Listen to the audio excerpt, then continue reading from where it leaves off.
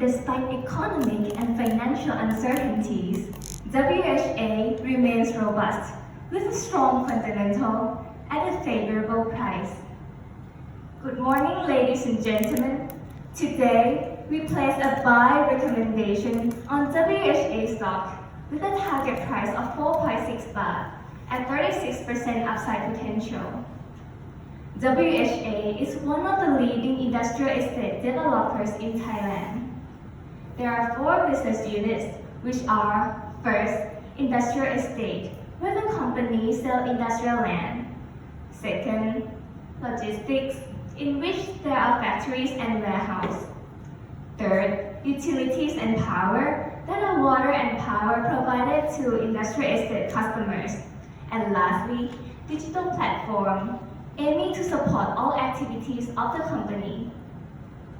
Currently, WHA has many well-known customers across the industries. The company's revenue are also well diversified in terms of both revenue breakdown and revenue proportion, as half of the revenue are recurring while the other half is non-recurring, and this helps stabilize performance of WHA. Ladies and gentlemen, these are 3 reasons why WHA deserves buy recommendation. WHA, winning growth story, high financial flexibility, and attractive affirmative valuation. Moving on to the first reason, WHA has a winning growth story. There are 2 major trends that are able to enhance WHA future growth. Firstly, Eastern Economic Corridor or EEC, which can positively impact the industrial estate business. Secondly, the expansion of e-commerce, which will fuel the growth of logistics segment. With higher cost of manufacturing and additional catalyst from trade war, this has sped up the movement of global manufacturing to emerging markets. As Thai government has initiated EEC with attractive tax incentives and mega infrastructure projects, this resulted in 63% CAGR in foreign direct investment. Due to a higher demand, land price in EEC had rising up to over 85% over the decade. With the highest number of land available and dominant position, with the highest historical market share at 49%, this ensured that WHA would get the most benefit from EEC project. Next, let's take a look at e-commerce. The market value of e-commerce in Thailand is forecasted to grow at 9% CAGR. An expansion of e-commerce will substantially increase the logistic activity. As a leader in build-to-suit concept, over 17 years of expertise with advanced technology, WHA is able to capture most of e-commerce giants comparing to its peers. The company can capture several high-value projects, including the first e-commerce park in Thailand, indicating that WHA is the leading logistic provider for e-commerce sector. The question is remain, how could WHA finance its winning growth story? And here is the answer. WHA has strong financial flexibility through first, as cash from asset monetizations, and second, debt financing. Firstly, let's start about asset monetization. For the last 5 years, asset monetization to WHART is highly significant to the WHA group, roughly over 31% of the total revenue. And management team also target to sell assets at 150,000 square meters every year. So the question for investor may be, is it achievable? How long can the WHA monetize assets to reach? To answer these questions, we see that WHA has ample asset bank at 700,000 square meters, and 70% of them are built-to-suit warehouse and factories, which only be occupied due to high switching costs and long contract life. While the asset under WHART has performed well over time, at 90% occupancy rate on average. With these reasons, we believe that WHA can monetize assets to WHART in short to medium term. Moving to the debt financings, we see that WHA has the largest available debt room at 45 billion baht, with an excellent credit rating of A- from Trish, and this indicates strong ability for debt financing. We have seen that WHA is a good stock. But the question is it the right time to buy it today? Next, we arrive at affirmative valuations. Since different businesses possess different financial and operating profiles, we utilize some of the part valuation to truly reflect the value of each business. We derive a one-year target price of 4.6 baht per share, presenting 36% upside potential. So let's take a look at industrial estate business contributing 0.5 baht to target price. As land sales are literally volatile by nature, we employ PE multiple to best reflect non-recurring income from land sales. For the peers, we identify based on strategic focus on land sales, covering the Southeast Asian market, and low numerical discrepancies on accounting basis. For logistic business, it contributes 1.9 baht to target price, as main revenue contributions come from asset monetizations, accounting for 80% of total revenue from logistic business. Therefore, we employ PE multiple to best reflect ongoing asset monetizations in short to medium terms. For the peers, we identify with a similar criteria as industrial estate business. We value utility business by 5-year discounted cash flow valuations, contributing 0.6 baht to target price. The revenue is expected to grow by 10% CAGR. We come to power business, which deliver 1.1 baht to target price. We utilize dividend discounted models to best reflect recurring equity income from joint ventures power projects. We expect equity income to grow by 9% CAGR, mainly from renewable energies. Finally, our football analysis confirms our buy recommendations with a target price 4.6 baht per share, reinforced by market multiples and DCF approach.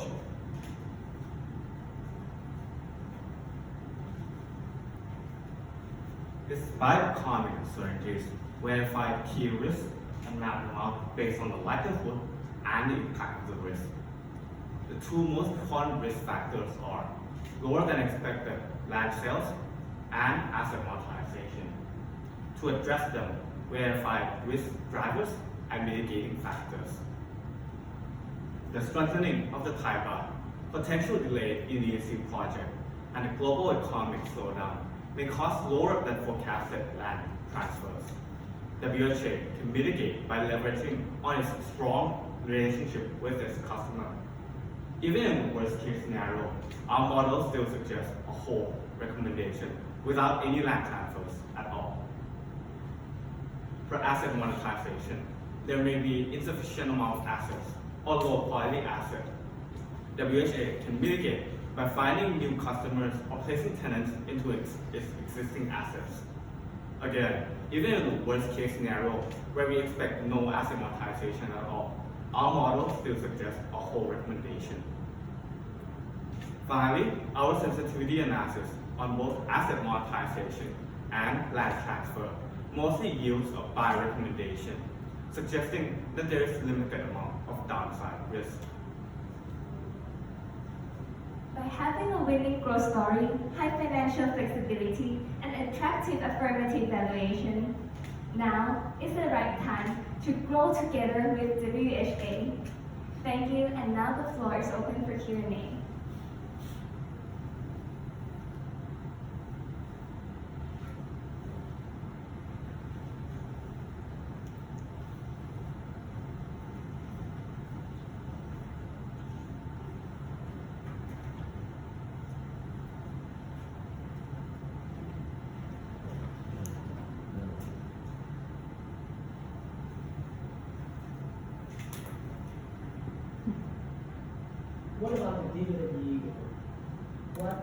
dividend amount they expect to pay, let's say, in the next year compared with the peers or the index? Because I think dividend is one of the factors that investors concern.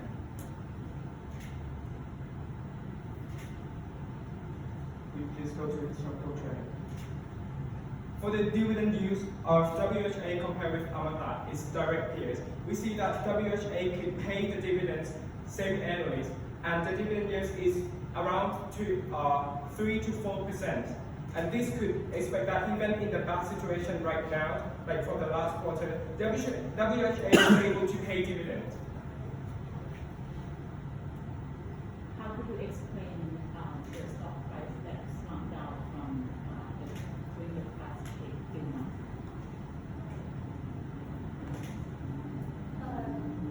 The reasons for the decrease in the stock price is maybe due to the concern of investors that the WHA may be delisted from the CSE 50, and also for economic factors.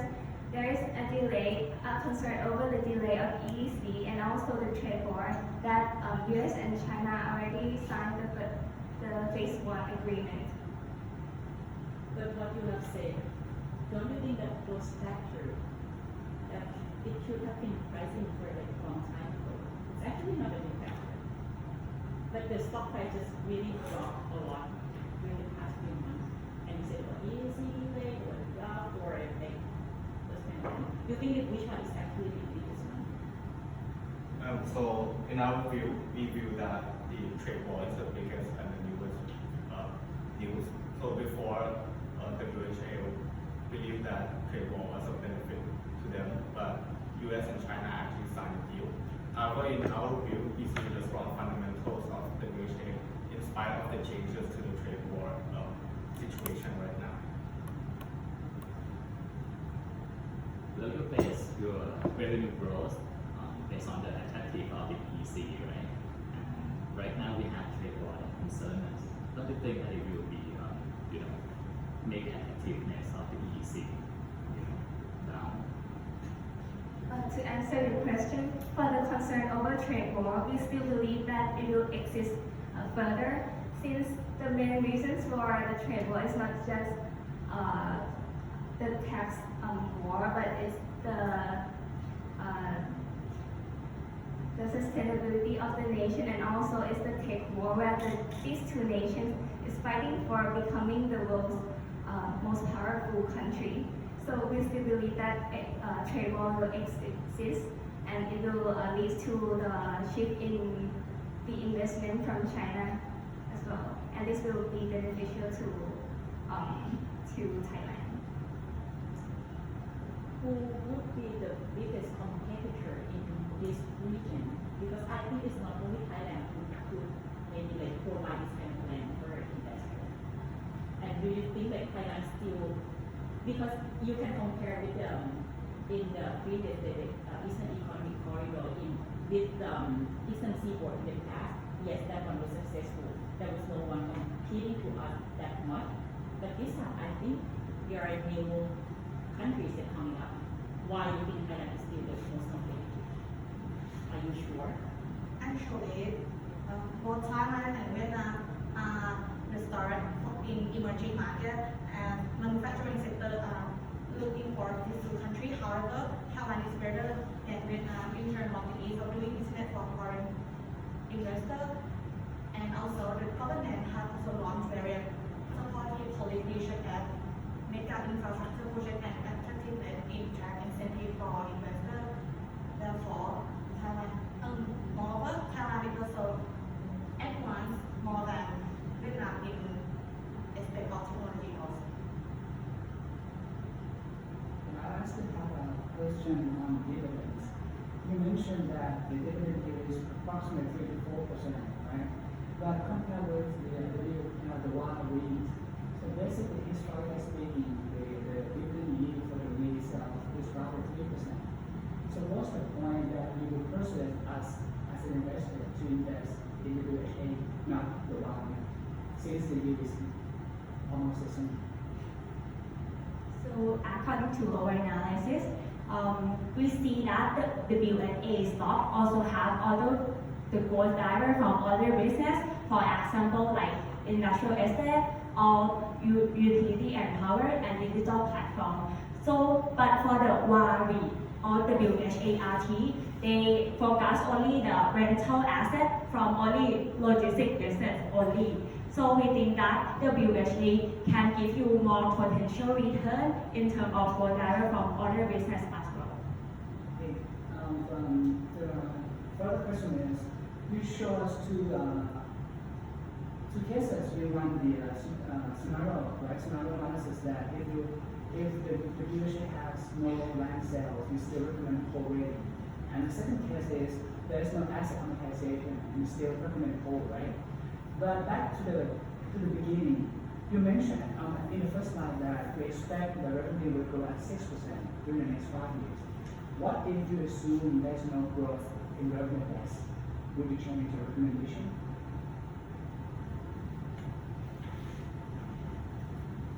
So just to repeat the question, if there is no growth at all, will we still recommend buying recommendation, correct? So according to our sensitivity analysis, we see that it's most likely unlikely. Our base case is at 150,000 square meters at 173 hectares. And we see that historically, the last time that they actually made only 70 hectares of land sale is since 2001. And so we see that most probably it's not going to happen. Moreover, for management target, they actually target the asset monetization to be roughly 150,000 up to 200,000, and they still have an ample amount of asset back. Going back to the question on growth, we see that it is implied into our valuation method of using the PE multiples instead of the pure discounted cash flow. Since on the discounted cash flow model is subject to what we put in the terminal value. Yeah, that's the next question. What is your terminal growth rate for power business, for valuation?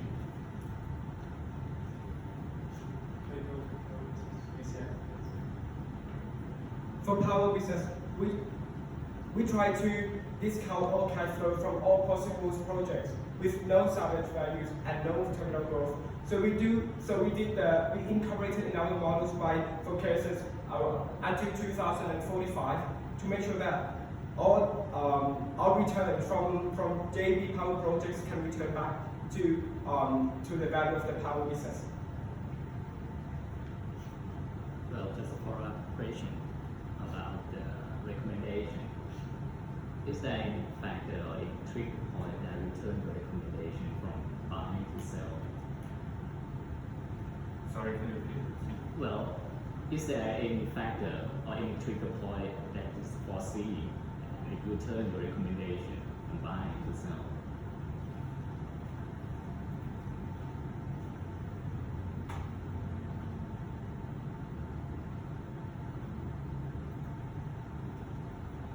So we see here that if management decides to change the strategy or choose not to conduct any more asset monetization into the real estate investment trust, it will cause a lot of changes to the earnings per share, and that the return to shareholders will be a lot less. So we see that in the worst case scenario where they don't actually conduct any asset monetization at all, it will change our recommendations. Back to the debt, the financing. You mentioned that you have debt headroom for 45 billion. How do you get that number? Is there any BE ratio ceilings or any covenant limit? So the covenant for the WHA is at 2.5 net IBD interest bearing debt to equity, and so we base that on the current latest balance sheet. And how about Amata? There's another one there in Thailand. Why do you recommend? Do you recommend buy that one between that one to WHA recommend? To compare Amata with WHA, it's true that we also have a similar business model that provides one-stop service to the customer, but we are superior than Amata in terms of our logistics business. Sorry, I'm sorry.